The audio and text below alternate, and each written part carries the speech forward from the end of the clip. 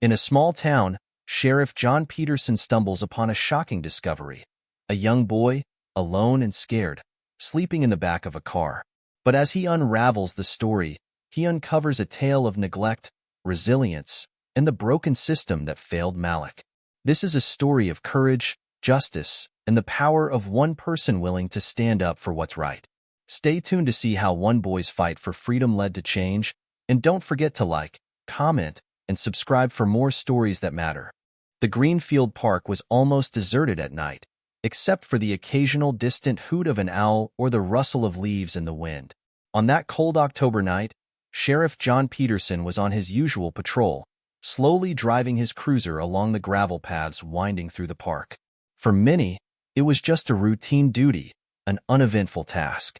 But John knew that silence often hid stories waiting to be uncovered. He had learned to stay alert to even the smallest details. A bench slightly out of place, a car with its lights on, tiny clues suggesting something unusual. The fog was beginning to settle, swirling around the flickering yellow streetlights. John adjusted his cap, rubbing his hands together to warm them as he drove slowly. The radio in the cruiser occasionally crackled, but it was a quiet night, like most nights in the small town of Westbrook. Little did he know, in a few minutes, his routine would be interrupted in a way that would change his life forever. As he made his way through the park, something caught his eye. A worn-out, dark blue sedan was parked near the lake, its windows slightly fogged up. It was an unusual sight for that time of night, and John felt a flicker of unease. He parked his cruiser a few meters away, shining the headlights on the vehicle. The beams cut through the dusty glass, revealing the silhouette of something, or someone, in the back seat. John stepped out of the car, feeling the night chill bite through his jacket. Each step crunched on the gravel beneath his heavy boots, and he could sense the slight tremor of the wind on his face. As he approached the car, he peered through the window and saw a small figure curled up under a thin blanket, shivering softly, with their face partially hidden. He tapped gently on the window, but there was no response. The child seemed to be in a deep sleep, unaware of the world around them. "Hey, kid," he said, trying not to sound too alarming. "You okay in there?" There was no response. John decided to open the car door. It was unlocked, and the sound of the door creaking open echoed in the stillness of the park. He leaned in and got a closer look at the child's face for the first time. The boy was small, maybe 8 or 9 years old, his face stained with the remnants of dried tears. Dark circles under his eyes hinted at sleepless nights. John felt a tightness in his chest as he saw the child's condition. He was huddled up, clutching the blanket as if it were a shield against the cold and fear. Gently, John placed a hand on the boy's shoulder, and slowly, the child's eyes fluttered open, blinking in the sudden light. "Hey there, buddy," John said softly, trying to mask his concern. "My name's John. I'm the sheriff around here. Are you okay? What's your name?" The boy blinked again, confusion and disorientation clouding his eyes. For a moment, it seemed like he was about to speak, but then he bit his lower lip, hesitant, as if deciding whether or not to trust this man. Finally, he whispered, barely audible, "Malik, Malik, are you out here all by yourself?" John asked, trying to keep his tone gentle, though the urgency in his voice was hard to hide. The boy nodded slowly, and it made John's heart ache even more. "How long have you been here, Malik?" "I don't know," he replied, his voice quivering with fear. "A few days, I think." John crouched down next to the car, bringing himself to eye level with Malik. He needed to choose his words carefully. "Look, I'm here to help, okay? You're safe now. Can you tell me, is there anyone you know, an adult, who can come get you?" Malik shook his head, his eyes welling up with tears. "No one," he murmured, pulling the blanket tighter around himself. That single word, "no one," hit John like a ton of bricks. He found himself momentarily at a loss for words, feeling a mix of compassion and frustration. He knew that, as sheriff, there were protocols to follow, rules to abide by, but all he could think about at that moment was how to protect this boy, how to help him. With a heavy sigh, he extended his hand to Malik, offering a gesture of safety. "Why don't you come out of the car and stay with me for a bit? We'll find somewhere warm, and we'll figure out what to do next, okay?" Malik hesitated, but eventually took John's hand, gripping it tightly as if it was the first kind hand he had held in a long time. As John helped the boy out of the car, he couldn't help but notice how Malik was trembling, not just from the cold, but from something much deeper, a fear that seemed rooted in his soul. He knew that somehow, this night was just the beginning, and the answers to what had happened to Malik would be more painful than he could imagine. John drove Malik to the nearest diner, a small, cozy spot that stayed open late and was known for its warm, comforting atmosphere. As they entered, the smell of freshly brewed coffee and the faint sound of clinking dishes greeted them. John guided Malik to a booth near the back, away from the bright lights and curious eyes. He could sense the boy's unease, the way he glanced nervously around the room, as if afraid that at any moment, someone might appear to drag him back to a place he had fought so hard to escape. "Why don't we start with a hot chocolate?" John suggested, trying to ease Malik into the conversation. "It'll warm you up, and we can talk a little, okay?" Malik nodded, still clutching the blanket around his small frame. As John ordered, he noticed the way the boy's eyes darted to the door every few seconds, a habit that spoke of fear and vigilance. When the hot chocolate arrived, Malik wrapped his hands around the cup, savoring its warmth, but he didn't take a sip. John watched him for a moment, then leaned forward, his voice gentle but firm. "Malik, I need you to tell me how you ended up at that park. Were you there by yourself the whole time?" For a few seconds, Malik didn't respond. He stared at the steaming cup, as if searching for answers in the swirl of chocolate. Then, without looking up, he said, "I ran away." John's heart sank a little. He had suspected as much, but hearing it confirmed was another matter. "Ran away from where?" he asked, keeping his tone soft, not wanting to push too hard. "From my foster home," Malik said, his voice barely above a whisper. "They don't like me there." The words hung in the air, heavy and raw. John had heard similar stories before, but it never got easier. He took a deep breath, steadying himself. "What do you mean, they don't like you? Did something happen?" Malik hesitated, then slowly lifted his head, meeting John's eyes for the first time. There was a mix of fear and sadness in his gaze, a look that seemed far too old for a child his age. "They said I was trouble, that I talked too much, asked too many questions. So they locked me in my room a lot. Sometimes they forgot to feed me." John clenched his jaw, his hands balling into fists under the table. He had to remind himself to stay calm, to not let his emotions show too much. "Malik, no one should ever treat you like that. You know that, right?" The boy shrugged, as if he had heard the words before but didn't quite believe them. "It's okay. I'm used to it." "No, it's not okay," John said, more forcefully than he intended.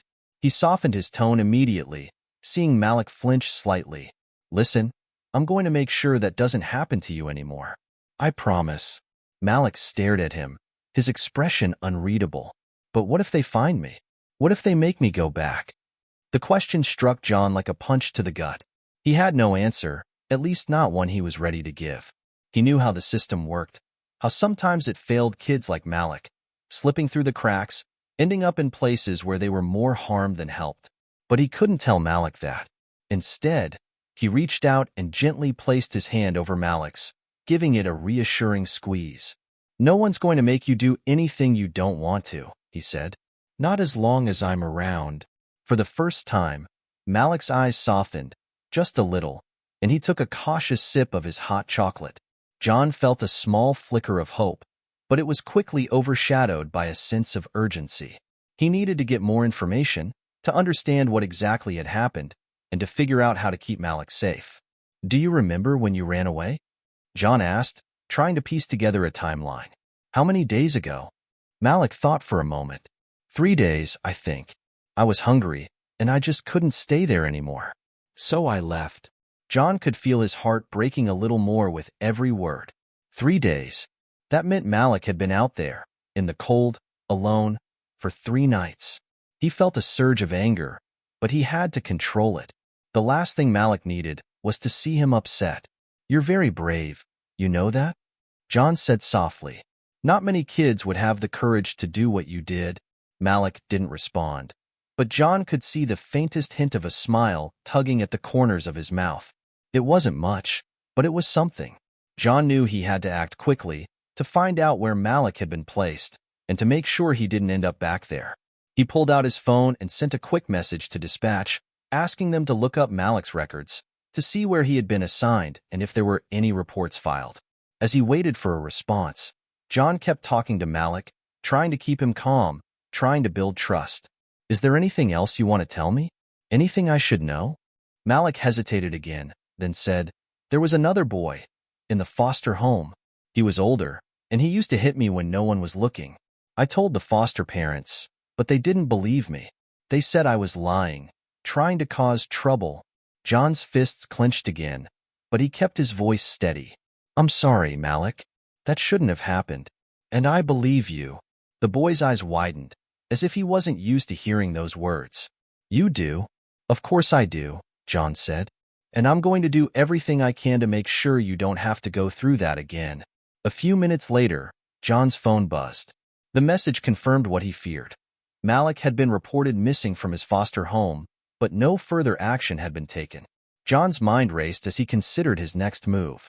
He knew this wasn't going to be simple, but he was determined to find a way to help Malik, even if it meant challenging the system that had let him down so badly. As lights flickered on the diner's sign outside, casting a dim, comforting glow over the booth where John and Malik sat, John's mind was racing, but he forced himself to focus on the boy in front of him. He knew he had to be careful, not just with what he said, but with how he said it. Malik's story had already stirred something deep within him. Anger, sadness, but mostly a fierce need to protect. John took a slow sip of his coffee, then set the cup down, his eyes never leaving Malik's. I'm going to need to ask you a few more questions, okay? He said, his voice calm. But I promise, I'm here to help you, not to get you in trouble. Malik nodded, though John could still see the uncertainty in his eyes. Will they make me go back? He asked, almost as if he was afraid of the answer. No one's going to make you do anything you don't want to, John reassured him, though he knew it was more complicated than that. But I need to understand everything that happened so I can help you. Can you do that for me? Malik hesitated, but then he nodded again. Okay. John spent the next few minutes gently coaxing more details out of Malik, about the foster home, the other children there, and the adults who were supposed to be taking care of them. With every word, the picture grew clearer and more disturbing. Malik's foster parents had a history of taking in multiple children, but it seemed they cared more about the monthly checks than about the kids themselves. John had seen cases like this before, but each one left a bitter taste in his mouth, a feeling of helplessness that he hated. The boy's small voice trembled as he spoke. I tried to be good. I did what they said. But they said I was trouble, and they didn't want trouble. John clenched his fists under the table, doing his best to maintain a calm demeanor. It's not your fault, Malik, he said, his tone firm but kind. None of this is your fault. For a moment, Malik looked like he might cry, but he quickly wiped his eyes with the sleeve of his sweater. What if they find me and make me go back? He asked, his voice barely above a whisper. John's heart ached at the fear he saw in the boy's eyes. I'm not going to let that happen, he said. We're going to figure this out together. John's phone buzzed again, and he glanced down at the screen. It was another message from dispatch, this time with more details. The foster home where Malik had been placed had been flagged in the past for complaints, but nothing had ever been done. John felt a surge of frustration. He knew how the system could fail kids, but knowing didn't make it any easier to accept. He looked back at Malik, who was watching him with a mix of hope and uncertainty. Here's what we're going to do, John said, leaning in closer. I'm going to take you somewhere safe tonight, and then tomorrow, we're going to start figuring out how to make sure you never have to go back to that place again. Malik's eyes widened. Really? Really? John said, offering a small, reassuring smile. But I need you to trust me, okay? Can you do that? After a moment, Malik nodded. I trust you. John felt a sense of relief, but he knew this was just the beginning. He had a long night ahead of him, and even longer days to come. He needed to make some calls, but he didn't want to do it here, not where Malik could overhear. Do you like pancakes? He asked, trying to lighten the mood. Malik nodded again, a shy smile creeping onto his face. Yeah. Good, John said. Why don't you go ahead and eat, and I'll be right back.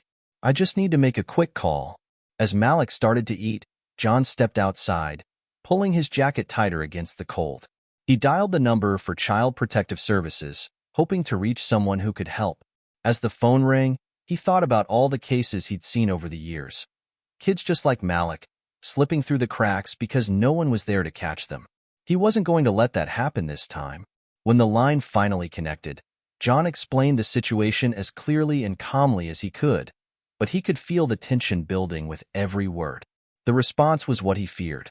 They could open an investigation, but it would take time, and there were procedures to follow. John argued, his voice firm, but he knew there were limits to what he could do. He ended the call, feeling a mix of frustration and determination. As he walked back inside, he saw Malik looking out the window, a faraway look in his eyes. It was a look John had seen before, in kids who had learned not to expect too much from the world. But he was going to change that, even if it was just for this one boy. "Hey," John said as he slid back into the booth. "I talked to some people, and we're going to find a way to make sure you're safe, okay? But I need you to be patient with me. Things might take a little time." Malik looked at him, and for a moment, John saw a flicker of doubt. "But what if they don't believe me?" "They will," John said, his voice steady. "And if they don't, I'll make them." There was a determination in John's eyes that Malik hadn't seen before, and it gave him a small, fragile sense of hope. For the first time, he felt like maybe, just maybe, someone was on his side. As they finished their meal, John made a few more calls, arranging for a temporary place where Malik could stay. He knew it wasn't a permanent solution, but it was a start. And as they drove away from the diner that night, John couldn't help but think about how different things could have been if he hadn't decided to stop at the park. He glanced at Malik, who had fallen asleep in the passenger seat, his head resting against the window. John reached over and gently adjusted the blanket around the boy, making sure he was warm. "I've got you, kid," he whispered, more to himself than to Malik. "I'm not going to let you fall through the cracks." And with that, he drove off into the night, determined to keep his promise. The sun was barely rising when John pulled up to the local emergency shelter. The building was unremarkable, a plain brick structure nestled between a row of small businesses, but it was warm and safe, at least for now. As he parked, John glanced at Malik, still asleep in the passenger seat. He hesitated for a moment, not wanting to wake him, knowing how rare peaceful moments like this must have been for the boy. But they had to keep moving. There were arrangements to be made, and the clock was ticking. "Hey, kiddo," John said softly, giving Malik's shoulder a gentle shake. "We're here. Time to wake up." Malik stirred, blinking sleepily as he tried to get his bearings. For a moment, panic flashed in his eyes, but then he saw John and seemed to relax. "Where are we?" he asked, his voice groggy. "Just a safe place for now," John replied. "They've got beds, food, and people who can help. I promise, no one's going to make you go anywhere you don't want to." Malik hesitated, clutching the blanket tighter around himself, but then he nodded. "Okay." They stepped out of the car and headed inside, where a woman with a warm smile and a clipboard greeted them. "Good morning, Sheriff Peterson," she said, recognizing him immediately. "Is this the young man you called about?"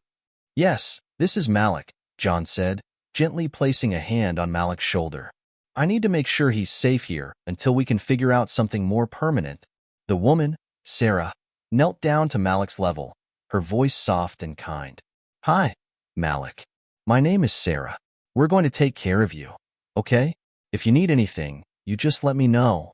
Malik nodded, but his eyes remained wary, darting around the room as if looking for an escape route.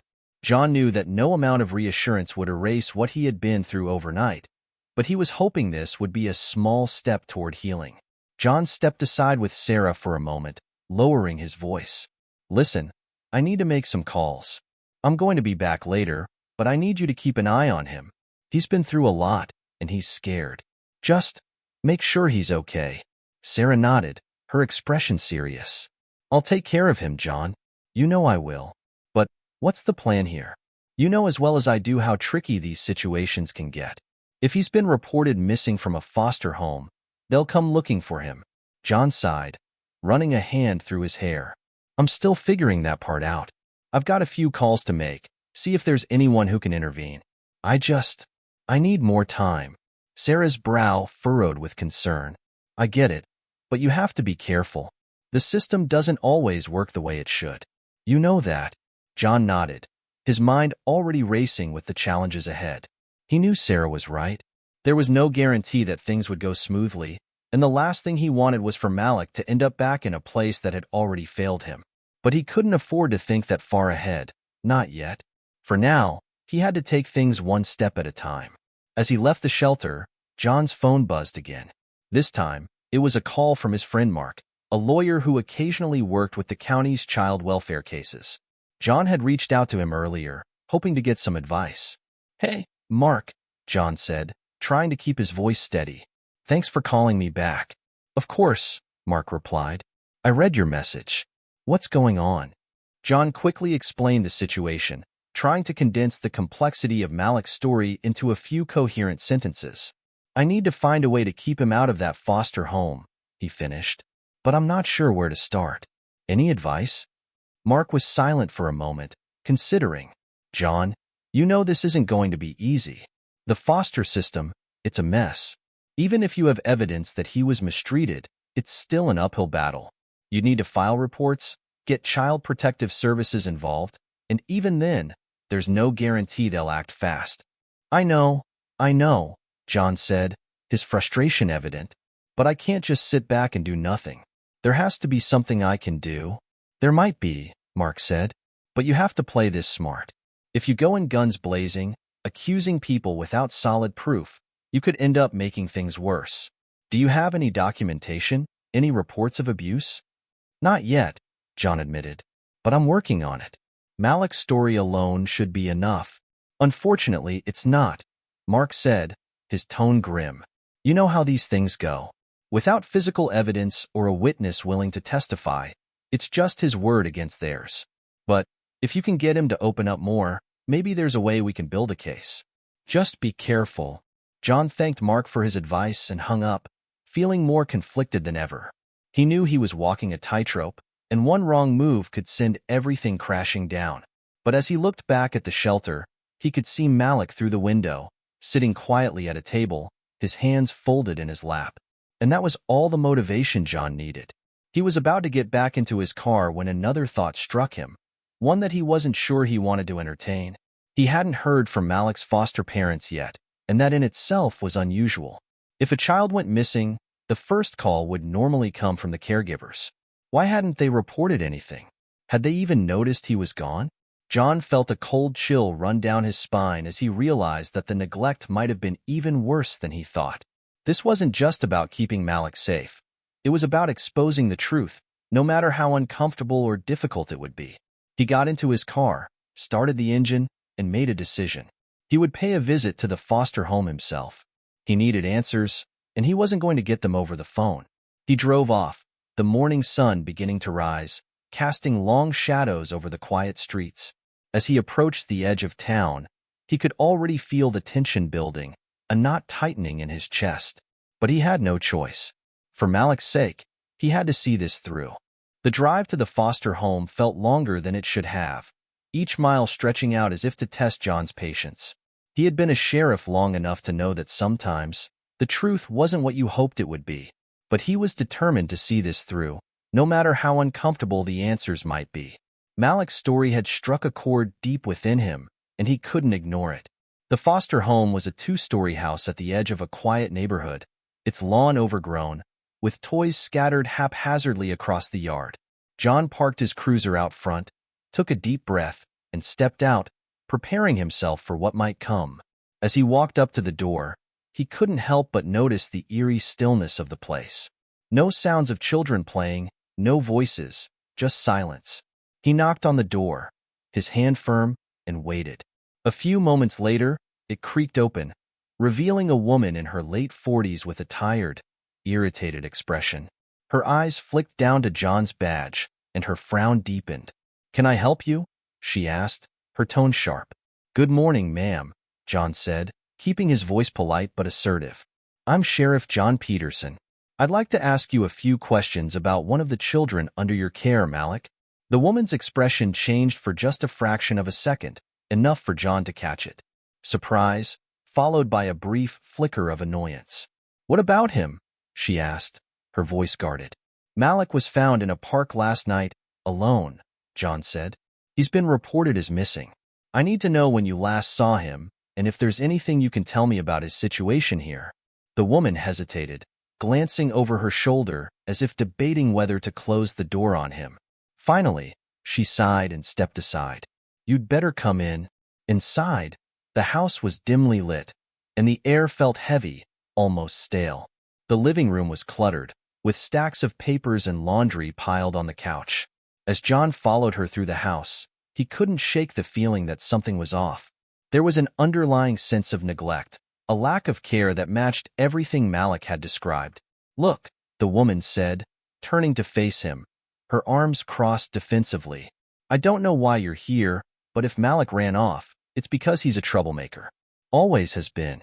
We've done everything we can for him, but some kids, they're just too difficult." John felt a surge of anger rise in his chest, but he kept his face neutral. "Can you tell me when you noticed he was missing?" he asked, his tone measured. "Couple of days ago," she replied with a shrug. "We assumed he'd be back. He usually comes back after he cools off." John's eyes narrowed slightly. "You didn't think to report it to the authorities?" The woman's expression hardened. "We've got other kids to worry about. We can't drop everything every time one of them decides to run off." John's hands clenched at his sides. "Ma'am, a child under your care went missing for several days, and you didn't think to alert anyone?" His voice remained calm, but there was an edge to it now. "That's not just neglect. It's a serious failure of responsibility." The woman's eyes flashed with irritation. "We're doing the best we can, Sheriff. If you're here to accuse me of something, you'd better have proof." John took a step back, his mind reeling. He needed to keep his cool, but every word out of this woman's mouth was making it harder. "I'm not here to accuse anyone yet," he said, choosing his words carefully. "But I'm going to need access to any records you have on Malik, and I'm going to need to speak to anyone who was responsible for his care." The woman crossed her arms tighter. "You'll need a warrant for that." John nodded slowly, his eyes locking onto hers. "Then I'll get one," he said. "But I'd advise you to start cooperating. This isn't going away." With that, he turned and left, his mind already racing with his next steps. As he got back into his cruiser, he pulled out his phone and dialed Mark again. "I'm going to need your help, Mark," he said as soon as his friend picked up. "I'm going to push for a formal investigation into this place. I need that warrant." Mark's sigh was audible over the phone. "John, you know how long that could take. Even if we get a judge to sign off, the foster system is going to push back." "I don't care," John said, his voice tight. "There's something wrong here, and I'm not letting Malik go back into that house until we figure it out." For a moment, there was silence on the other end. Then Mark said, "All right, I'll see what I can do.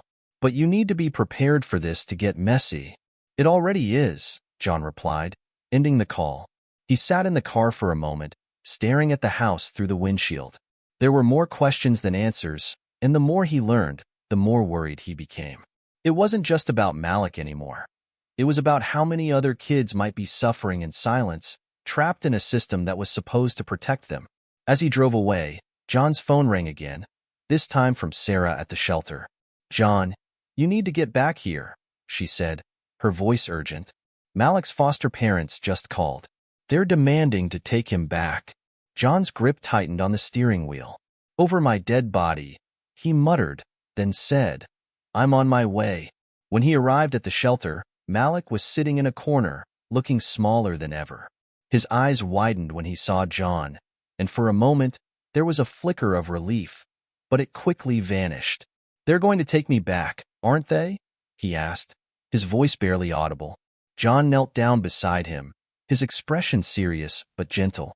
"Not if I can help it," he said. "But I need you to be brave, okay? We're going to get through this, but I need you to trust me." Malik hesitated, then nodded. "I trust you." John stood up, feeling the weight of the situation bearing down on him. He didn't have much time. The foster parents had already made contact, and they had the legal right to take Malik back unless John could stop them. But he was determined. He had promised Malik he would protect him, and he wasn't going to break that promise now. While John was racing back to the shelter, another conversation was unfolding at a modest suburban home across town. The house belonged to Karen and Dave, Malik's foster parents, and they were anything but pleased. Karen paced the living room, her hands clenched tightly around her phone, while Dave sat on the worn-out couch, his face twisted in frustration. "I don't understand why the sheriff thinks he can just keep Malik there," Karen said, her voice sharp. "He's our responsibility. We took him in, and we have every right to take him back." Dave sighed, rubbing his temples. "Because he's looking for trouble, that's why. Probably thinks he can make a big case out of this. I told you we shouldn't have taken in so many kids. But no, you wanted the extra check." Karen shot him a look, her eyes flashing with irritation. "Don't start with that, Dave. We've done nothing wrong. We're just trying to help these kids, and sometimes they don't appreciate it. Malik was always difficult. You saw how he was. Always asking questions, always pushing buttons." Dave leaned back, a cynical smile on his lips. "Yeah, and now he's going to cause us more trouble than he's worth. I'm telling you, this is going to blow up in our faces." Karen stopped pacing and stared out the window, her jaw clenched. "No, it won't. We'll get him back, and this will all blow over. The sheriff can't do anything without proof, and that kid doesn't have any." "Maybe," Dave said, but there was doubt in his voice. "But if they start digging, who knows what they'll find. We've been careful, but," he trailed off, his eyes narrowing as if trying to calculate the risk. Karen's expression softened for a moment, as if she was trying to convince herself as much as Dave. "It's not like we hurt him.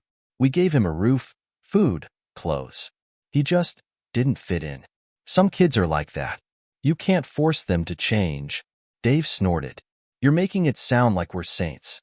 We both know why we do this. Extra money helps, and it's not like they check up on us often." Karen turned, her expression hardening again. "It doesn't matter why we do it. What matters is that we're legally responsible for Malik, and I'm not about to let some sheriff tell me otherwise. I'll call CPS myself if I have to, and I'll make sure they know he's causing trouble." Dave raised an eyebrow. "And what are you going to tell them? That the kid ran away because he was unhappy? That's not going to look good on us." Karen's eyes darkened, and she lowered her voice. "I'll tell them whatever I need to. He's just one kid.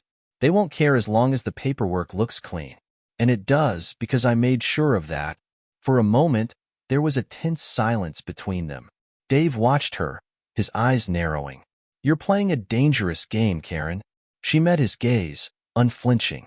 "No, I'm playing smart. The system's on our side, Dave. As long as we follow the rules on paper, no one can touch us. And Malik's not going to cause any more trouble, because he knows what will happen if he does."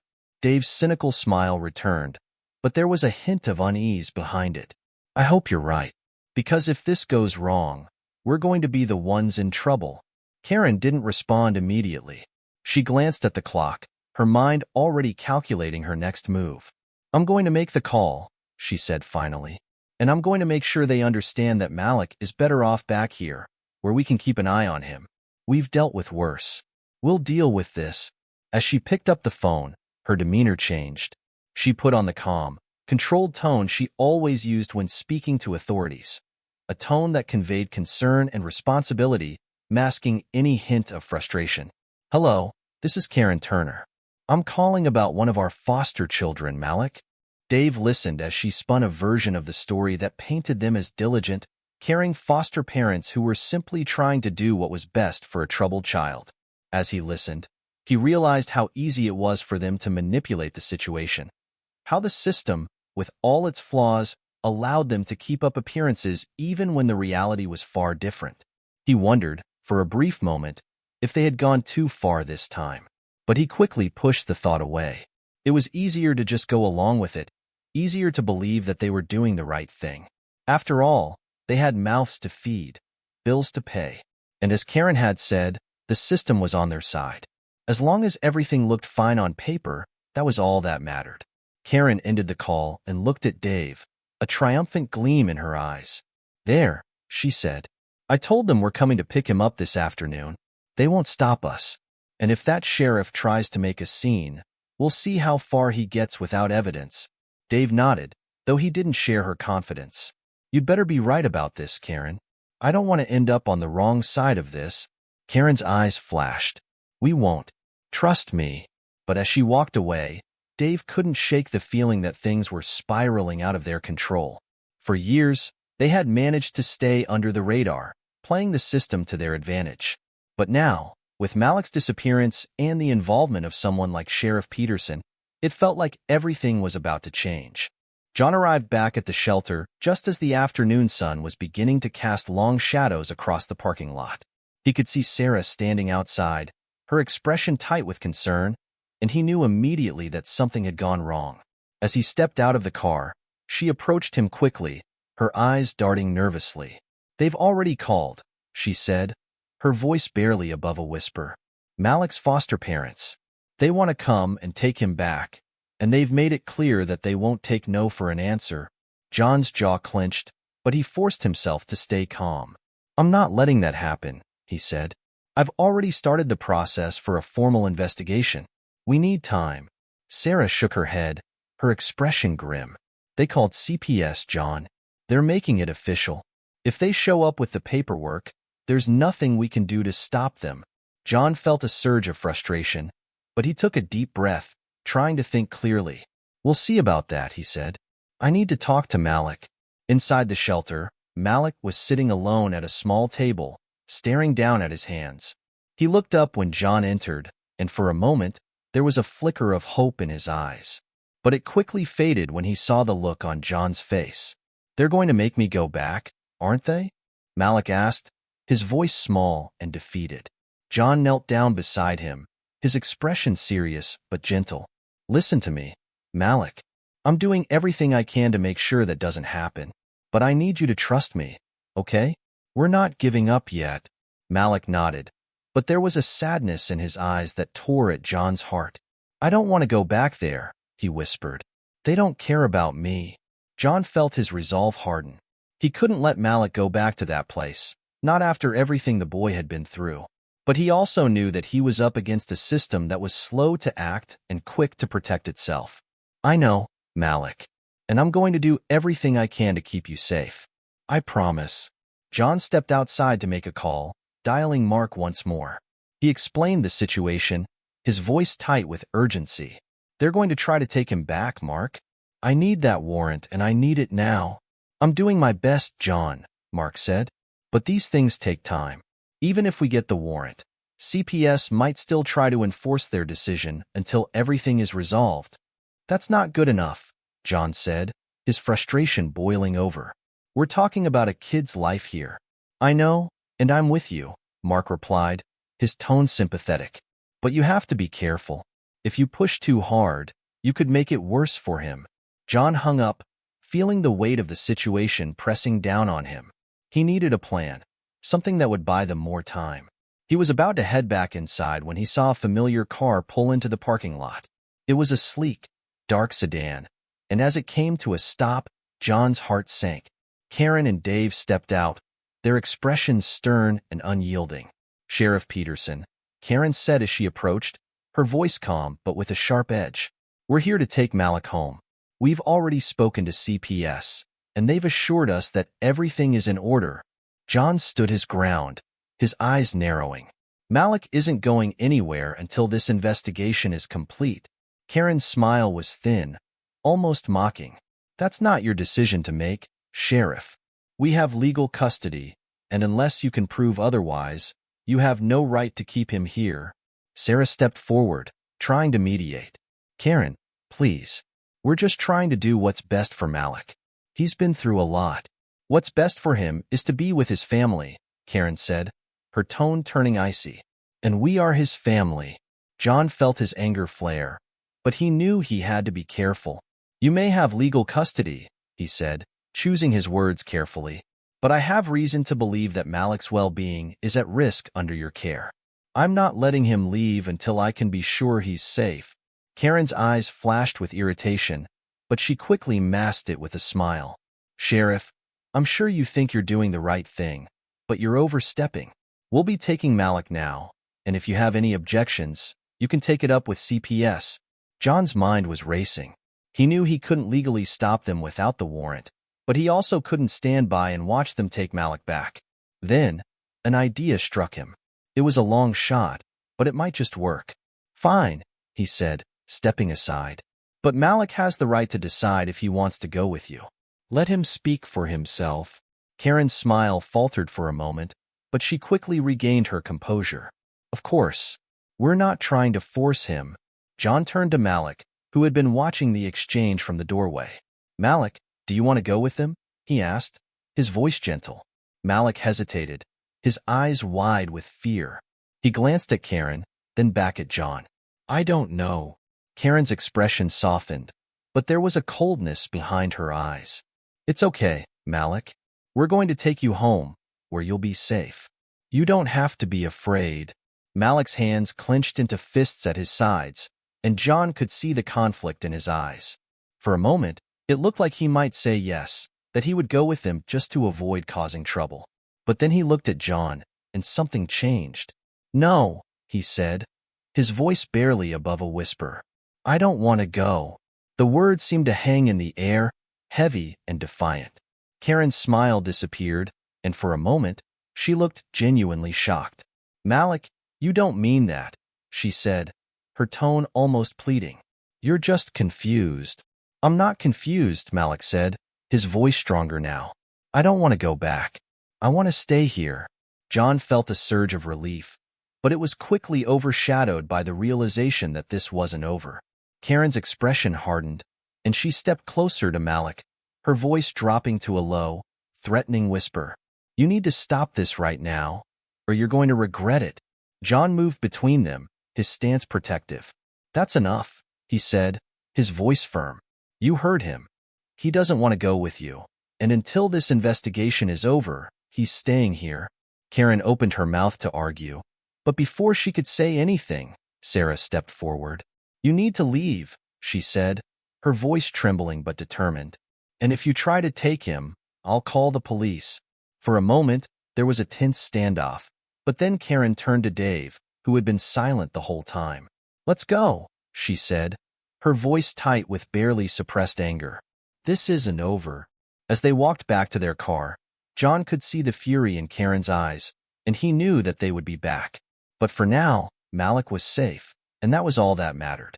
The sun was beginning to set, casting a warm, golden light through the windows of the shelter's common room. Malik sat at a small table, drawing with a set of colored pencils that Sarah had brought him. His strokes were careful, deliberate, as if he was pouring all his concentration into the simple act of coloring within the lines. For a while, it seemed to give him a sense of peace, something he hadn't felt in a long time. John watched from a distance, leaning against the doorframe. He had spent most of the afternoon on the phone, trying to get updates from Mark and coordinating with CPS, but progress was slow. Each conversation left him feeling more frustrated and powerless, and he couldn't shake the feeling that they were running out of time. As he stood there, Sarah approached, carrying 2 mugs of tea. You look like you could use a break, she said, handing one to John. He accepted it gratefully, taking a sip before glancing back at Malik. How's he doing? John asked, his voice low. Sarah sighed. He's holding up, but he's scared. I think he's trying to act brave because he trusts you, but it's clear he's been through a lot. John nodded, his jaw tightening. I hate feeling like I can't do more for him. Every time I think we're making progress, something else gets in the way. You're doing more than most would, John, Sarah said, her tone gentle. He needs someone to fight for him, and that's exactly what you're doing. John didn't respond immediately. He was used to dealing with tough situations, but this felt different. It wasn't just about enforcing the law or following protocol. It was about doing what was right, even if the system wasn't on his side. I just want to make sure he doesn't have to go back to that place, he said finally. I'm not going to let them take him without a fight. Sarah placed a comforting hand on his arm. And you're not alone in this. We'll find a way to help him. Malik glanced up from his drawing, noticing John and Sarah talking. He hesitated, then got up and slowly walked over to them, holding the paper in his hands. Look, he said, showing them the picture he had drawn. It was a simple drawing of a house with a garden, the sun shining brightly above it. "This is my new home." John felt a lump form in his throat. "It's beautiful, Malik," he said, forcing a smile. "Is that where you want to live someday?" Malik nodded. "Somewhere safe. With people who care about me." John's smile faltered for a moment, and he exchanged a quick glance with Sarah. It was heartbreaking to hear Malik talk about something so basic: safety, love, a home, as if it were a distant dream. "You'll have that, Malik," John said, his voice steady. "I promise." Malik looked at him, and for the first time, John saw a flicker of hope in the boy's eyes. "Do you really think so?" "I do," John said firmly. "But we have to keep fighting, okay? I need you to stay strong a little while longer." Malik nodded, but John could see the exhaustion in his eyes. It was the look of a child who had been forced to grow up too quickly, to deal with fears no child should ever have to face. "I'll try," Malik said, his voice barely audible. As the evening wore on, Sarah arranged for dinner, and they all sat together, trying to create some semblance of normalcy. John couldn't help but notice how Malik ate carefully, almost cautiously, as if he wasn't sure when he would get another meal. It was a small detail, but it spoke volumes about the life he had been living. After dinner, John pulled Sarah aside. "I need to ask you something," he said, his voice serious. "If things get worse, if we can't keep Malik here, do you think you could take him in, even temporarily?" Sarah's eyes widened slightly, but she didn't hesitate. "Of course," she said. "I'd do anything to keep him safe." "Thank you," John said, relief washing over him. "I'm just trying to prepare for all possibilities. I don't want to leave anything to chance." Sarah nodded, understanding the gravity of the situation. "We'll make it work, John, whatever it takes." Just as they were finishing their conversation, John's phone buzzed. He glanced at the screen and saw a message from Mark. "Got the warrant, but CPS is pushing back. You need to act fast." John's heart skipped a beat. He knew this was their chance, but it also meant things were about to get a lot more complicated. He quickly typed a response, asking Mark to meet him at the shelter in the morning. They needed to plan their next move, and there was no time to waste. As he slipped his phone back into his pocket, he noticed Malik watching him from across the room. The boy's eyes were wide, filled with a mixture of hope and fear. John walked over and knelt down beside him, his expression softening. "Hey, buddy, we're going to have a visitor tomorrow, someone who's going to help us make sure you stay safe." "Will I have to go back?" Malik asked, his voice trembling. John shook his head. "Not if I can help it, but I need you to be brave, okay? We might have to talk to some people, and they're going to ask questions. But I'll be right there with you." Malik took a deep breath, then nodded. "Okay, I'll be brave." John smiled, feeling a swell of pride for the boy. "That's all I ask."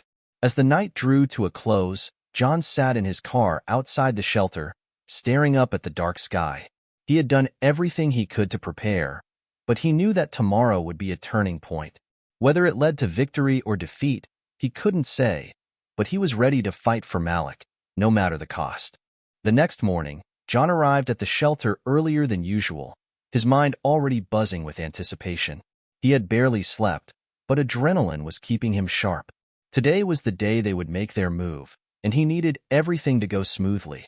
He had coordinated with Mark, who would meet them shortly to help ensure that Malik's case was handled properly now that they had a warrant. As John walked inside, he was greeted by Sarah, who looked equally anxious but tried to manage a reassuring smile. "Mark's on his way," she said. "And Malik's up." "He's been asking for you." John nodded, his expression softening. "Thanks, Sarah. I'll go talk to him." He found Malik sitting at the same table as the day before, a quiet calmness about him that both comforted and worried John. It was as if the boy had prepared himself for whatever was coming, no matter how difficult. "Morning, Malik," John said, pulling up a chair. "How are you feeling?" "Nervous," Malik admitted, but there was a hint of resolve in his voice. "But I'll be okay." John felt a surge of pride for Malik's courage. "I'm proud of you, kid," he said. "And remember, no matter what happens today, I'm going to be right there with you." Just as they were finishing their conversation, the door to the shelter opened, and Mark stepped inside. He was dressed in a suit, carrying a briefcase, his expression serious. "Morning, John," he said, nodding to Malik. "Are we ready?" "As ready as we'll ever be," John replied. "Let's get this done." The three of them sat down in a quiet room, going over the plan one more time. Mark explained how they would present the warrant to CPS and request an immediate review of Malik's case. It was risky. There was always the chance CPS would push back, citing procedures and red tape, but it was the best shot they had. Just as they were about to leave, Sarah came rushing in, her face pale. "John, you need to see this," she said, handing him her phone. John's heart sank as he read the message on the screen. It was a notification from the local news. The story was brief but chilling. Foster parents allege harassment by sheriff, claim child is being unlawfully held at local shelter.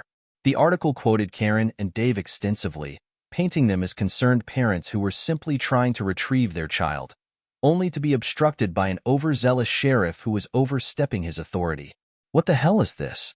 John muttered, his hands trembling slightly as he scrolled through the article. It was clear that Karen and Dave had decided to take the offensive, using the media to sway public opinion in their favor. Mark leaned over to read the article, his brow furrowing. "They're trying to turn this around on you," he said. "If they can make you look like the bad guy, it complicates everything." John could feel the walls closing in. He had expected resistance, but not like this. "We have to move fast," he said, his voice tight with urgency. "We need to get to CPS before this story gains traction." But before they could even leave the shelter, John's phone rang. It was a number he didn't recognize, but he answered it anyway, his mind racing with possibilities. "Sheriff Peterson," he said. "Sheriff, this is Amanda White with Child Protective Services," said a stern voice on the other end. "I've been made aware of the situation involving Malik, and I'd like to request that you bring him to our office immediately. We've received some complaints, and we need to address this as soon as possible." John's heart skipped a beat. This was exactly what he had feared.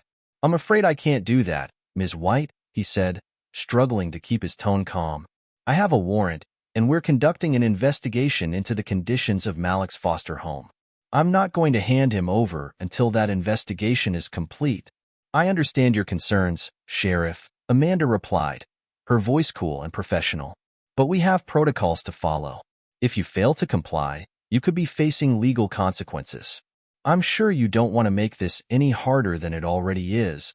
John clenched his jaw, his mind racing for a solution.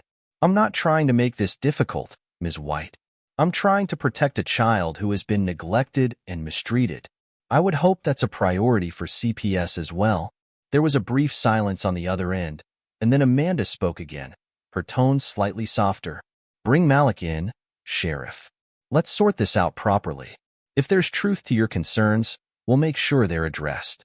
But if you continue to defy protocol, you'll only be complicating matters for yourself and for Malik." John ended the call, his hands shaking with frustration. "They're trying to force our hand," he said, turning to Mark and Sarah. "If we take Malik to CPS, they'll just send him back to his foster parents. But if we don't, they'll make it look like I'm the one breaking the law." Mark's expression was grim. "This is bad, John. Really bad. If CPS turns against us, there's not much more we can do." Sarah stepped forward, her voice steady despite the tension. "We can't let them take him. Not yet. We need to find a way to buy more time." John nodded, knowing she was right. But time was exactly what they were running out of. Every minute they spent trying to figure out their next move was another minute for Karen and Dave to strengthen their case, to sway more people to their side. "We need something concrete," John said, his voice firm. "Something that proves Malik's story. Without that, we're fighting a losing battle." Mark hesitated, then said, "There's one option, but it's risky. We could try to get a statement from Malik. If he's willing to talk on record about what happened, it might be enough to convince CPS to take a closer look. But it would put him in a very vulnerable position." John felt his stomach twist at the thought. The last thing he wanted was to put Malik through more stress, but it was becoming clear that they were running out of choices. "I'll talk to him," he said finally, "but only if he feels comfortable. I won't push him into this." They went back to the common room, where Malik was still sitting, clutching the drawing he had made the night before. John sat down beside him, trying to find the right words. "Malik, there's something I need to ask you," he said gently. "The people at CPS want to see you, and they might try to make you go back to your foster parents. But if you're willing, we could tell them your side of the story. It might be the only way to keep you safe." Malik's eyes widened, and he looked down at his hands. For a moment, John thought he might say no, that it would be too much for him. But then Malik looked up, his expression serious. "I'll do it," he said. "I'll tell them everything." John felt a mix of relief and sadness. "Are you sure, Malik? You don't have to do this if you're not ready." "I want to," Malik said, his voice firm. "I want them to know what happened." John nodded, his heart swelling with pride for the boy's courage. "Okay," he said. "Then let's make sure they hear the truth." The drive to the CPS office was silent, the kind of silence that felt heavy and suffocating. John could feel the weight of what lay ahead pressing down on him, and for the first time in a long while, he questioned whether he was doing the right thing. As much as he wanted to protect Malik, he couldn't deny the possibility that this situation could spiral out of control, and if it did, it could cost him more than just his badge. It could cost Malik his safety. In the back seat, Malik clutched his drawing. The edges of the paper crumpled from where his fingers had been gripping it too tightly. John glanced at him through the rearview mirror, catching a glimpse of the boy's nervous eyes. He knew Malik was scared, and it killed him to think that this brave little boy had been put in a position where he had to fight for his own safety. As they approached a red light, John turned to look at Malik directly.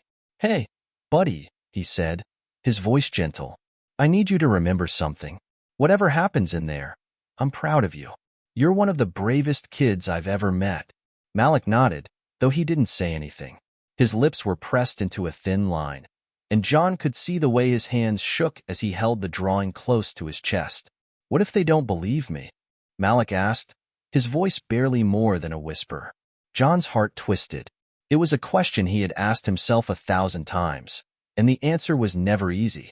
"They'll believe you," he said, trying to sound more confident than he felt.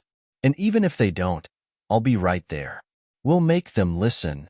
When they finally arrived at the CPS office, Mark was already waiting for them outside. He gave John a nod, a silent acknowledgement of the stakes they were facing. Together, they walked inside, Malik sandwiched between them, small and fragile, yet somehow stronger than any of them had expected. The meeting room was sterile and unwelcoming, the kind of place where decisions were made based on protocols rather than people.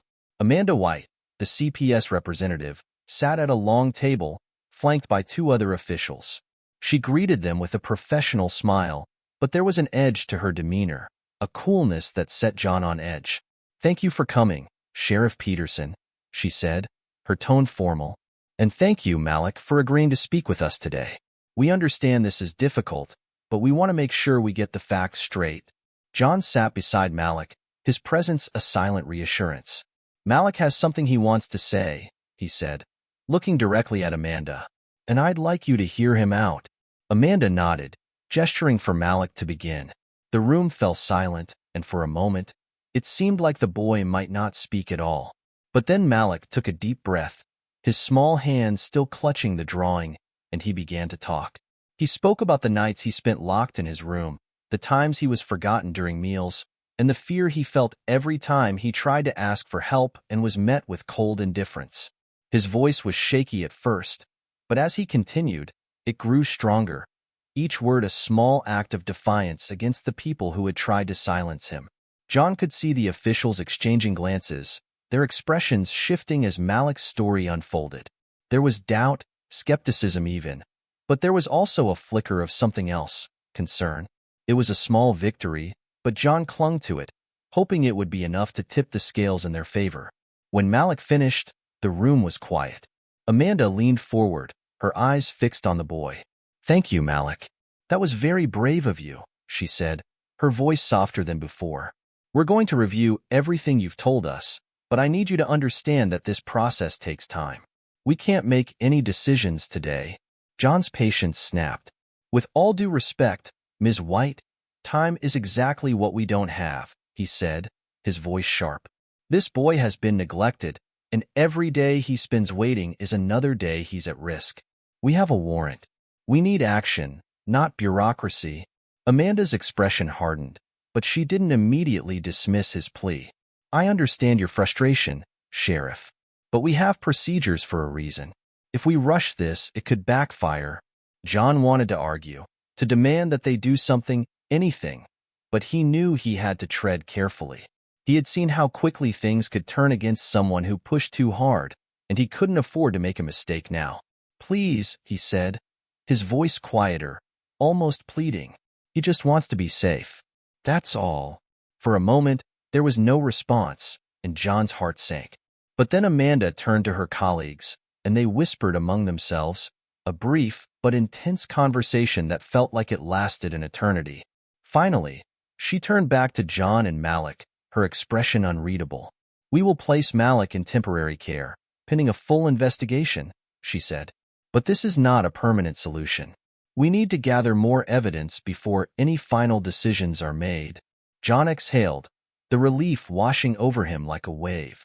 It wasn't everything he had hoped for, but it was a step in the right direction. Thank you, he said, his voice thick with emotion. As they left the office, Mark put a hand on John's shoulder. You did good in there, he said. This isn't over, but you gave him a chance. That's more than most would have done. John nodded, but the victory felt hollow. He had managed to buy them some time, but there was still so much that could go wrong. As they walked back to the car, he glanced down at Malik, who was looking up at him with a small, hopeful smile. You were amazing in there, John said, ruffling the boy's hair. I'm proud of you. Malik's smile widened, and for the first time, it felt genuine. Do you think it'll be okay? He asked, his voice small but hopeful. John didn't have the heart to lie. I don't know, he said, his voice barely above a whisper. But we're going to keep fighting. That's a promise. As they drove away from the CPS office, John couldn't shake the feeling that they were standing on the edge of something bigger, a battle that was far from over. But for now, Malik was safe, and that was all that mattered. It had been a few days since Malik's temporary placement, and John was doing everything in his power to ensure that it would become permanent. He had been in constant contact with Mark, gathering as much information as possible, and trying to prepare for whatever might come next. But even as he focused on building a case, a sense of unease gnawed at him. He knew Karen and Dave wouldn't give up easily. That feeling was confirmed when John received a call from the precinct one morning. Sheriff, you need to get down here, the officer said. Karen Turner and her lawyer are here, and they're demanding to speak with you. John felt his pulse quicken. He had been expecting this, but it didn't make it any easier to face. I'm on my way, he said, grabbing his keys and heading out the door. As he drove to the station, he tried to anticipate what their next move might be. He knew they would come prepared, and he had to be ready for whatever they threw at him. When he arrived, he found Karen and Dave sitting in the waiting area, accompanied by a sharp-dressed lawyer who exuded confidence. Karen's eyes narrowed as soon as she saw John, and she stood up, crossing her arms over her chest. Sheriff Peterson, she said, her voice dripping with barely contained hostility. I think it's time we had a talk. John took a deep breath, forcing himself to stay calm. I'm listening, he said, his expression neutral. The lawyer stepped forward, extending a hand. I'm Stephen Morris, representing the Turners, he said, his tone polite but firm. We've come to address the unlawful detention of their foster child, Malik. My clients have legal custody, and we believe there's been a serious overreach on your part. John didn't shake his hand. Instead, he crossed his arms, meeting Stephen's gaze head-on. Malik was placed in temporary care, pending an investigation into allegations of neglect and mistreatment, he said. We have a warrant, and we're acting within the law. Stephen's smile was thin, almost patronizing. I'm sure you believe that, Sheriff. But my clients are deeply concerned about the impact this is having on Malik's well-being. They are his legal guardians, and they have the right to care for him. That's not what it looked like to me, John said, his voice steady. Malik was scared, hungry, and alone when I found him. If you cared so much about his well-being, why didn't you report him missing? Karen's eyes flashed with anger, but she kept her composure. We didn't report it because we knew he'd come back. He always does. He just needed time to cool off. John felt a surge of frustration. He's 8 years old, Karen. You don't just let an 8-year-old cool off by himself in a park for days. That's neglect, plain and simple. Stephen stepped in, raising a hand to de-escalate. I understand your concerns, Sheriff, but this isn't the place to argue the finer points of childcare. We have legal documents proving that my clients are Malik's guardians, and unless you can provide concrete evidence of wrongdoing, you are legally obligated to return him to their care. John's stomach churned. He knew they were trying to back him into a corner, using legal jargon and bureaucracy to intimidate him. But he also knew he couldn't let them win. I have Malik's statement, and I'm working on gathering additional evidence, he said. Until this investigation is complete, he's not going anywhere. Stephen's smile didn't waver. Then we'll see you in court, he said. And I assure you, we will pursue every legal avenue available to us. You've overstepped your authority, and there will be consequences. John's eyes darkened, but he didn't back down. I'm not afraid of a legal battle, he said, but I am afraid of what will happen to Malik if he goes back to that house. So do whatever you need to do. I'll be ready. Stephen nodded, as if he had expected nothing less. Very well, Sheriff. But consider this. If you lose, it won't just be your job on the line. You're putting your entire career and Malik's future at risk. John watched as Stephen and the Turners left the precinct, his mind racing. He knew the stakes had just gotten higher. They were willing to take this all the way to court, and while he was confident in the case he was building, he also knew how easily things could fall apart. The system was flawed, and sometimes, even with the best intentions, justice didn't prevail. As he sat back down at his desk, his phone buzzed. It was a message from Sarah. Malik is asking for you. He's scared. John's heart ached at the thought. He knew that every day Malik spent in uncertainty was another day of fear and anxiety, and he hated that there was so little he could do to make it better.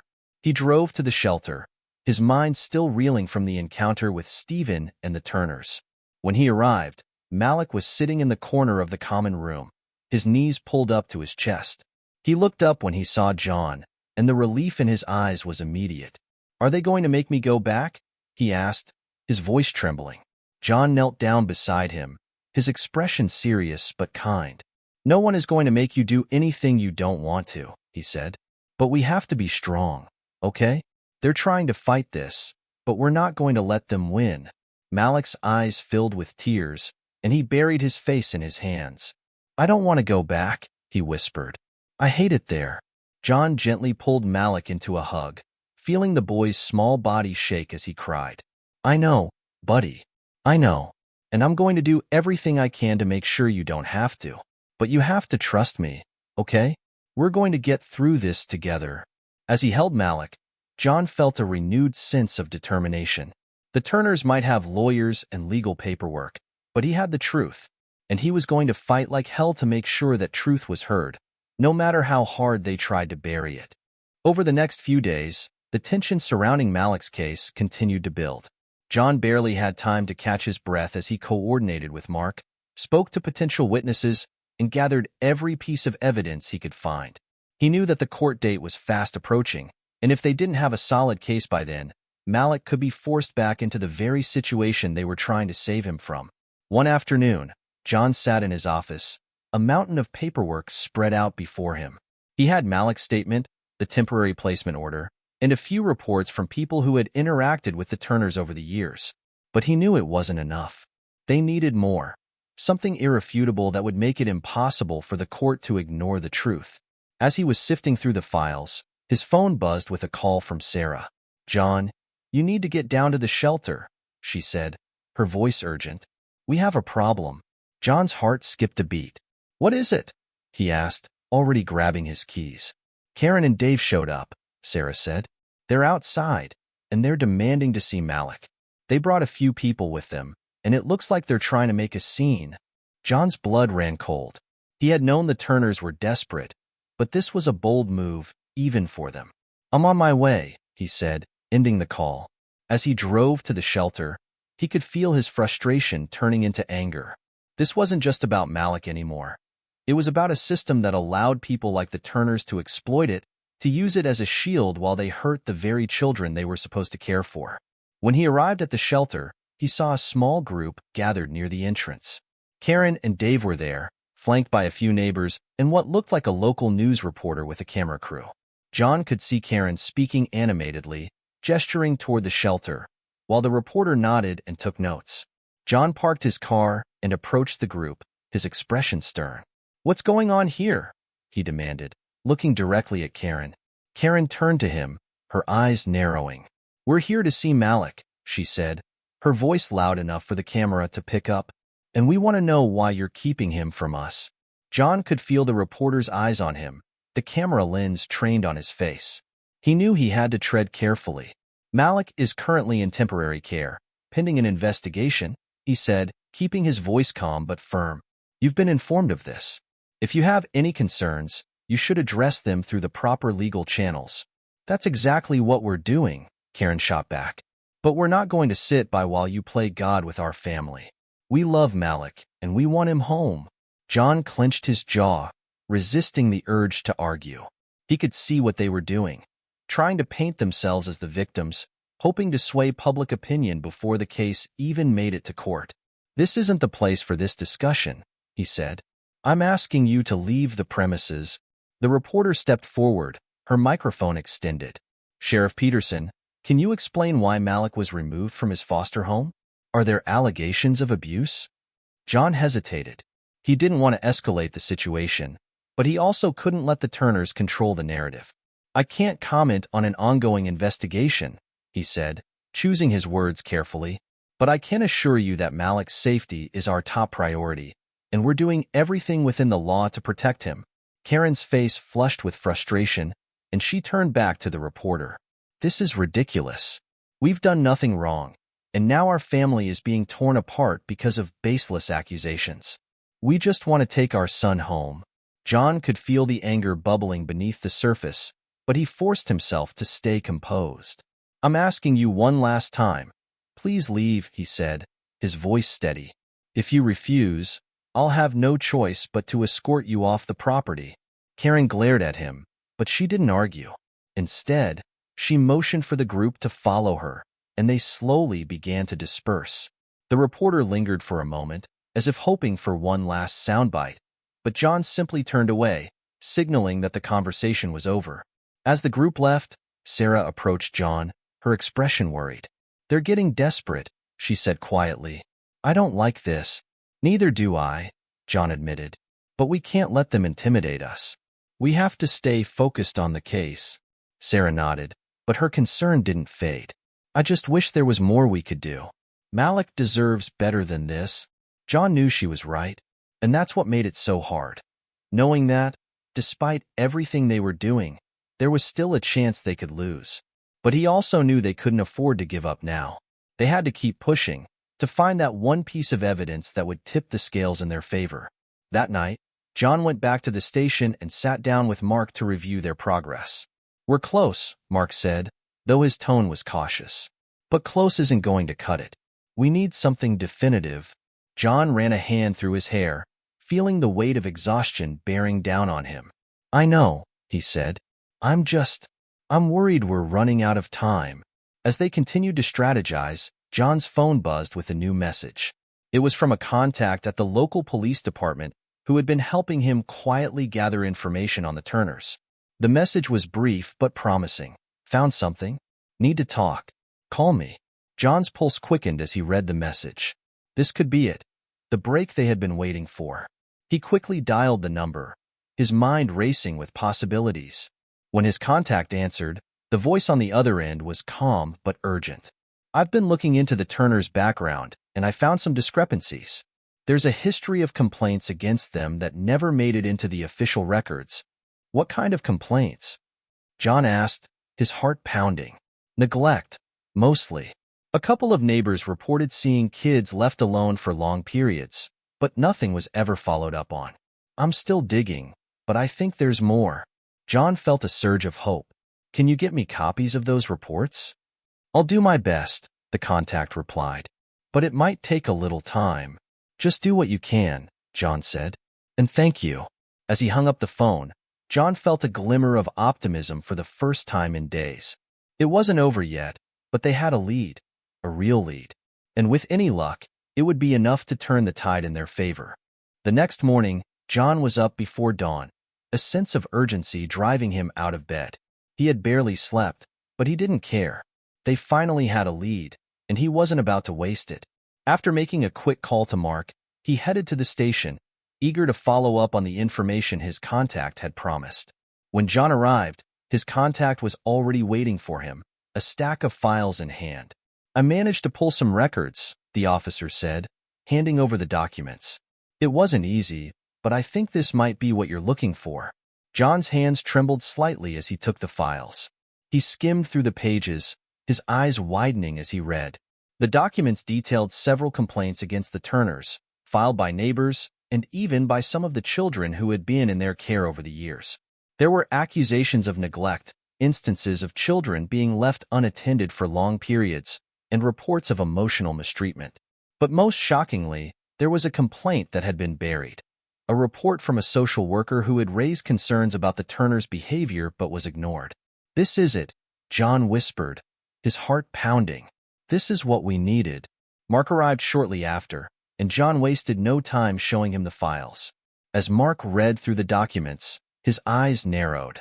"This is significant," he said, "but we need to be careful. We have to prove that these complaints were mishandled or deliberately ignored. If we can do that, it could change everything." They spent the next few hours cross-referencing the reports, trying to piece together a timeline that would show a pattern of negligence. It was tedious work, but with each new detail, the picture became clearer. The Turners had been skirting the rules for years, using the foster system to their advantage while keeping their misconduct hidden. And now, they had gone too far. Just as they were finalizing their findings, John's phone buzzed. It was another message from his contact. "I've got something else. Meet me at the precinct ASAP." John's heart raced as he and Mark rushed to meet the contact. When they arrived, the officer was waiting with a solemn expression. "We found another file," he said, leading them to a back office. "It was flagged for review a few years ago but was never followed up on. It's a statement from a former foster child who lived with the Turners, someone who claimed they were mistreated but was too scared to speak up at the time." John's eyes widened. "Is there a way to find this person? Can we talk to them?" "We're already working on it," the officer said. "If we can locate them, it might give us the testimony we need to solidify the case." As John absorbed the news, he felt a renewed sense of hope. It was risky to rely on the testimony of a former foster child, especially if they were reluctant to get involved, but it was the best chance they had. "Do whatever it takes to find them," he said. "We don't have much time." Later that day, as John was driving back to the shelter, he received another call from his contact. "We found them," the voice on the other end said. "Their name is Tyler. They're willing to talk, but only if it's off the record for now." John's pulse quickened. "I'll be there," he said, changing course and heading straight to the address provided. When he arrived, he found himself in front of a small, modest house. Tyler was waiting on the porch, a young adult who looked wary but determined. "Thank you for agreeing to meet with me," John said, approaching slowly. "I know this must be difficult." Tyler nodded, their expression tense. "I don't want to get dragged into anything, but I heard about Malik and I just couldn't stay quiet. I know what it's like." John's heart broke at the words. "I understand, and I promise, we'll keep this as discreet as possible. But if there's anything you can tell me about what happened when you were with the Turners, it could help us protect Malik." Tyler hesitated, glancing around as if making sure no one else was listening. "They always made us feel like we were the problem," they said quietly. "If we complained, they'd punish us. Not physically, but in ways that hurt just as much. They'd take away our things, tell us we were ungrateful. I remember one time I tried to tell my social worker what was going on, and the Turners found out. After that, I was too scared to say anything else."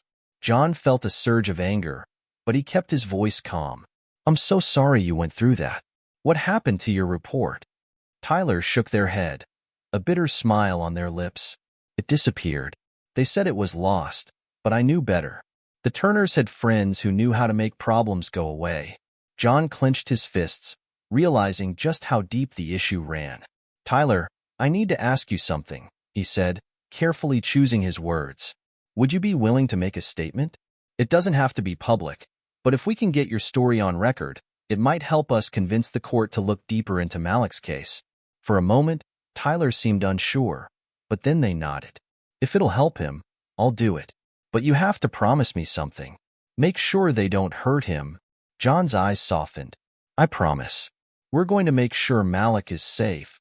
With Tyler's agreement, John felt like they had finally turned a corner. He immediately called Mark, updating him on the new development. "This could be the breakthrough we needed," Mark said, his tone cautious but optimistic. "If we can present Tyler's statement along with the other evidence, it might force the court to take a closer look." The next morning, they arranged for Tyler to meet with Mark and provide a detailed statement. Tyler recounted everything they had experienced, including the ways the Turners manipulated the system to hide their actions. It was a damning testimony, one that painted a clear picture of the Turners' misconduct and the flaws in the foster care system that had allowed it to continue unchecked. When the statement was completed, Mark turned to John, a glimmer of hope in his eyes. "We have enough to challenge their custody," he said, "but we need to act fast. If we can get this in front of a judge before the hearing, it could change everything." John nodded, his mind already racing with plans. "Then let's make sure it does." The day of the court hearing arrived, and there was a palpable tension in the air. John stood outside the courthouse, taking a deep breath as he waited for Mark and Tyler to arrive. He had been through countless stressful situations in his career, but this felt different. This was about more than just doing his job. It was about justice, about giving Malik a chance at the safe, happy life he deserved. When Mark pulled up, Tyler was with him, looking nervous but determined. They had agreed to testify in court, despite the anxiety it brought them, and John couldn't help but admire their courage. "Thank you for doing this," John said as they approached.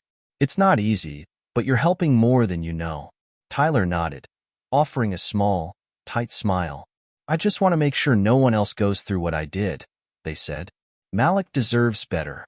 Together, they walked into the courthouse, where they were greeted by a mix of curious onlookers, lawyers, and the Turners, who were seated with their legal team.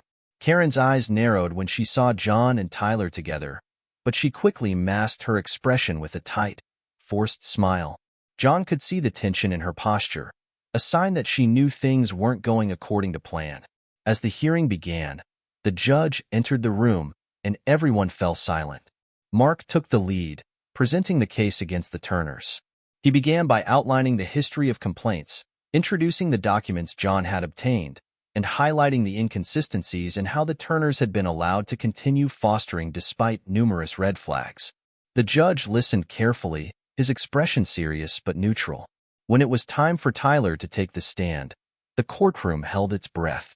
They hesitated for a moment, glancing at John, who gave them a reassuring nod. Then Tyler began to speak, recounting their experiences in a clear, steady voice. They talked about the emotional manipulation, the neglect, and the way the Turners had used fear to keep them from speaking out. The room was silent as Tyler spoke, every word landing like a weight. John watched Karen and Dave closely during the testimony. Karen's face remained impassive, but Dave's expression betrayed flashes of discomfort. It was clear that the Turners hadn't expected this level of exposure, and they were struggling to maintain their composure. When Tyler finished, there was a moment of stillness before the judge spoke. "Thank you, Tyler," he said, his tone respectful.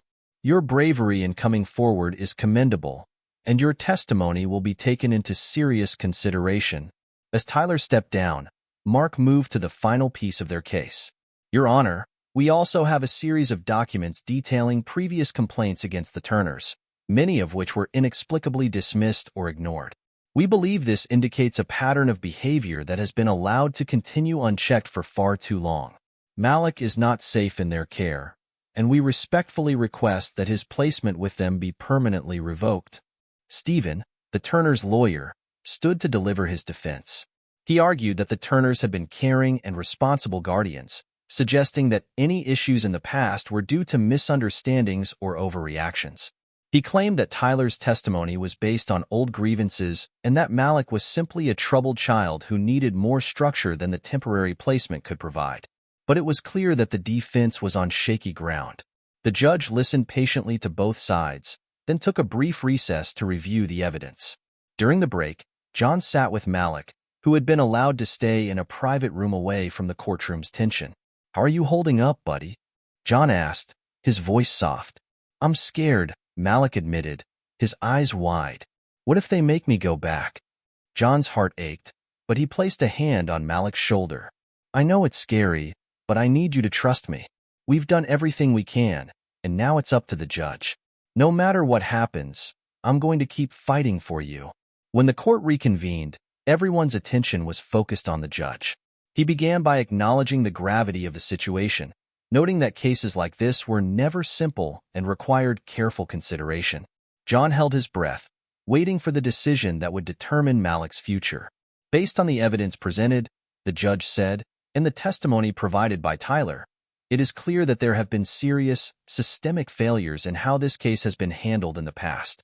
The well-being of the child, Malik, must take precedence, and I find that there is sufficient cause to terminate the Turners' guardianship rights over him. A collective sigh of relief seemed to echo through the courtroom. The Turners' lawyer looked stunned, and Karen's face contorted with barely concealed rage, but there was nothing more they could do. The judge continued, "Malik will remain in temporary care while arrangements are made for a permanent, safe placement. Furthermore, I am ordering a full investigation into the handling of the Turners' previous foster cases." John felt a wave of relief wash over him, almost overwhelming in its intensity. He turned to look at Mark, who gave him a triumphant nod. But more than anything, he looked at Malik, who was staring at the judge with a mixture of disbelief and hope. "You did it, buddy," John whispered, a smile breaking across his face. "You're safe." As they left the courthouse, John noticed Tyler standing quietly by the door. He walked over, gratitude evident in his eyes. "Thank you, Tyler," he said. "I don't think we could have done this without you." Tyler shrugged, but there was a softness in their expression. "I just wanted to help. I'm glad it made a difference." "It did," John assured them. "And if you ever need anything, you know where to find me." Outside, the sun was shining brightly, as if reflecting the newfound sense of freedom Malik must have been feeling. John knelt down beside him, looking him in the eye. "So, what do you want to do now?" Malik thought for a moment, then said, "Can we get ice cream?" John laughed, a sound that felt lighter than it had in weeks. "Ice cream it is," he said, ruffling Malik's hair. "And after that, we'll figure out what's next. But for now, let's just enjoy today."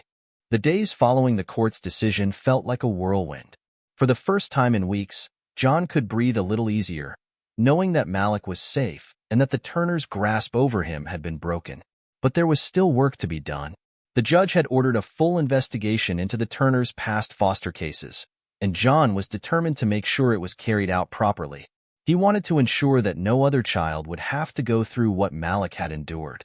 Back at the shelter, Malik's mood had noticeably improved. The once timid boy who had been afraid to speak up was now more relaxed, even playful at times. John could see the difference in his demeanor, a lightness that hadn't been there before. It was a sign that Malik was beginning to trust again, to believe that things could get better. One afternoon, as John was visiting the shelter to check on Malik, Sarah approached him with a warm smile. "You've done a good thing, John," she said. "You gave him a chance at a real future." John shook his head modestly. "I didn't do it alone," he said.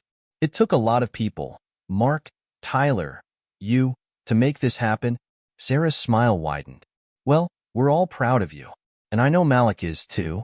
John's gaze softened as he looked across the room, where Malik was showing off a new drawing to another child. "I'm just glad he's okay," he said quietly. "He deserves so much more than what he's been through." As they talked, Tyler arrived at the shelter. It was their first time visiting since the court case, and they seemed hesitant, as if unsure of how they would be received. But when Malik saw them, his face lit up, and he ran over to greet them with a hug. "Tyler!" he exclaimed, beaming. "I missed you." Tyler smiled, clearly touched by the warm reception. "I missed you too, buddy," they said, ruffling Malik's hair. "I'm glad you're doing okay." John watched the interaction, a sense of warmth spreading through him. Tyler's decision to come forward had been a turning point in the case, and seeing them connect with Malik made him realize how much of a difference they had made. "It's good to see you again, Tyler," John said, stepping forward. "Thank you for everything." "I mean it." Tyler nodded, their expression sincere. "I just wanted to help. I know what it's like to feel alone, and I didn't want Malik to go through that." They hesitated, then added, "I've been thinking, maybe I could volunteer here at the shelter. Spend more time with the kids. Make sure they know they're not alone." Sarah's eyes lit up. "We'd love that, Tyler. You'd be an incredible mentor." The suggestion hung in the air for a moment, filled with unspoken possibilities. For Tyler, it was a chance to turn their own difficult past into something positive, to offer support to kids who needed it just as much as they once had. And for Malik, it meant having someone he could look up to, someone who had been through the same struggles and come out stronger. Later that day, John took Malik out for their promised ice cream. They sat on a bench in the park, the autumn leaves falling gently around them. Malik was quiet for a while, savoring his ice cream, but then he turned to John with a thoughtful expression. "What's going to happen to me now?" he asked. John took a moment to consider his answer. "Well, right now, you're going to stay at the shelter while we find a more permanent home for you," he said. "But don't worry. We're going to make sure it's a good place, with people who care about you." Malik nodded, looking relieved. "Can I stay with you?" he asked, his eyes wide with hope. The question caught John off guard, and for a moment, he didn't know how to respond. He had grown so attached to Malik, and the thought of saying goodbye was painful. But he also knew that becoming a foster parent wasn't a decision to be taken lightly. "I'd like that, Malik," he said finally, his voice gentle. "But there are a lot of things to figure out first. It might take some time." Malik's face fell a little, but he managed a small smile. "Okay," he said. "I'll wait." John ruffled his hair affectionately. "You're a patient kid. You know that?" As they finished their ice cream, John's phone buzzed with a message from Mark. "The investigation into the Turner's past cases is moving forward. Looks like there's a lot more to uncover. Good work, John." John felt a sense of satisfaction, knowing that justice was finally being served. The Turners would be held accountable, and the system that had failed Malik was being scrutinized, hopefully leading to changes that would prevent such negligence from happening again.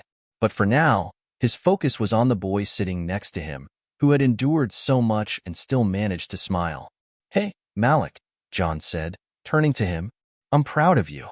You've been so brave through all of this." Malik looked up, his eyes shining. "I was scared," he admitted, "but I knew you'd help me." The simple statement brought a lump to John's throat. "I'm glad you trusted me," he said, his voice thick with emotion. "And I'm going to keep doing my best to make sure you're safe and happy." As they left the park, walking side by side, John felt a sense of peace. The battle wasn't over, but they had won a significant victory, and that was worth celebrating. He knew there would be challenges ahead, finding a suitable home for Malik, navigating the complexities of the foster care system, and ensuring that the changes they had fought for were implemented. But he also knew that, together, they had the strength to face whatever came next.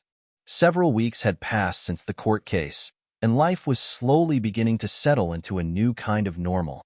Malik was still staying at the shelter, but the atmosphere there had changed. He had made new friends, and the staff, especially Sarah, made sure he was surrounded by care and support. For the first time in a long while, he felt safe. John continued to check in on him regularly, visiting almost every day.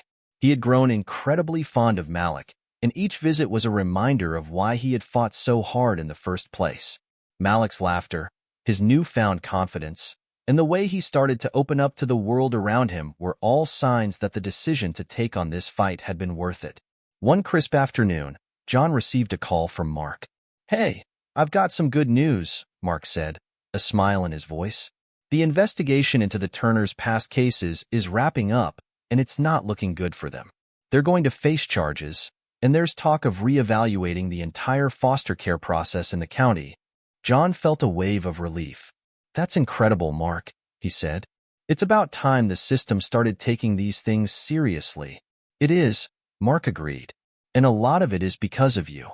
You didn't give up, even when it seemed impossible."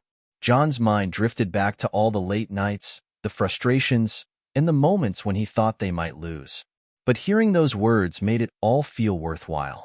"I just wanted to do what was right," he said softly. "Sometimes that's all it takes," Mark replied. "Anyway, I thought you'd want to know. Congratulations, John. You did it." After the call, John drove to the shelter. He found Malik outside, playing a game of soccer with a few other kids. The sight brought a smile to his face. He waited until the game was over before calling Malik over. "Hey, I have some news," he said, kneeling down so he was at eye level with the boy. "The people who hurt you, the Turners, they're going to face consequences for what they did. They won't be able to hurt anyone else." Malik's eyes widened, and a slow smile spread across his face. "Really?" he asked, as if he could hardly believe it. "Really?" John confirmed. "And there's more. The county is going to make changes to the foster care system. They're going to make sure other kids don't have to go through what you did." Malik's smile grew, and he threw his arms around John in a tight hug. "Thank you," he whispered, his voice choked with emotion. "Thank you for helping me." John's throat tightened as he hugged Malik back. "You don't have to thank me, buddy. I'm just glad you're okay." As the days passed, the changes John had fought for began to take shape. The foster care system was under scrutiny, with new policies being discussed to ensure better oversight and more thorough vetting of foster families. It was a long road ahead, but it was a start, and John knew that every small step was a victory. Meanwhile, Malik's caseworker had found a potential foster family who seemed like a perfect fit. They were kind, attentive, and had experience working with children who had been through trauma. Malik had met them a few times, and each time, he returned to the shelter with a little more hope in his eyes. "I think I like them," he told John one day, a shy smile on his face. "They're really nice." John felt a mix of emotions, joy that Malik had found a place where he could be happy, but also a twinge of sadness at the thought of not seeing him as often. "That's great, Malik," he said. "They sound like good people." A week later, John accompanied Malik to his new home. The foster parents, a warm couple named Alice and Greg, greeted them at the door with welcoming smiles. They had prepared Malik's room with care, filling it with bright colors and toys, but more importantly, they greeted him with open arms and kind words. As John helped Malik bring his things inside, he couldn't help but feel a sense of peace. This was what he had been fighting for, a chance for Malik to start fresh, surrounded by people who truly cared. When it was time to say goodbye, John knelt down and looked Malik in the eye. "You're going to be okay here," he said, his voice steady. "And I'm just a phone call away if you ever need me." Malik's eyes filled with tears, but he smiled bravely. "I know. Thank you, John, for everything." They hugged one last time, and as John walked back to his car, he glanced back to see Malik standing at the doorway, waving. It was a bittersweet moment, but it was also a reminder of the power of hope and resilience. Malik had been through so much, but he had found the strength to keep going, to believe that things could get better. And now, he had a chance to build a new life, free from the shadows of his past. As John drove away, he felt a sense of fulfillment that he hadn't felt in a long time. The fight wasn't over. There were still many children out there who needed help and a system that needed fixing, but they had won this battle, and that was something worth celebrating. A few days later, John received a letter in the mail. It was from Tyler, who had continued volunteering at the shelter. The letter was simple, but it spoke volumes. "Thank you for giving me the courage to speak up. Because of you, I've realized that I can make a difference too. I hope to keep helping kids like Malik, and I'll always be grateful for the chance you gave me." John smiled as he read the letter, feeling a warmth spread through his chest. In helping Malik, he had also helped Tyler, and perhaps others who had been silently struggling. It was a reminder that sometimes, small acts of kindness could ripple out in ways you never expected. That evening, John went to the park where he and Malik had shared ice cream weeks ago. He sat on the same bench, looking out at the playground, and for a moment, he could almost hear Malik's laughter echoing in the breeze. It was a beautiful sound, filled with promise and hope. And as the sun dipped below the horizon, John knew that he would continue to fight for that sound, for every child who needed someone to stand up for them. This story reminds us of the importance of speaking out of not turning a blind eye when someone is in need. Malik's journey shows that, even when the odds are against us, hope can still find a way. If this story moved you, please share it with others. Leave a comment to show your support for children like Malik, and let's continue to raise awareness. Don't forget to subscribe to the channel for more stories of courage, resilience, and change. Thank you for being a part of this journey.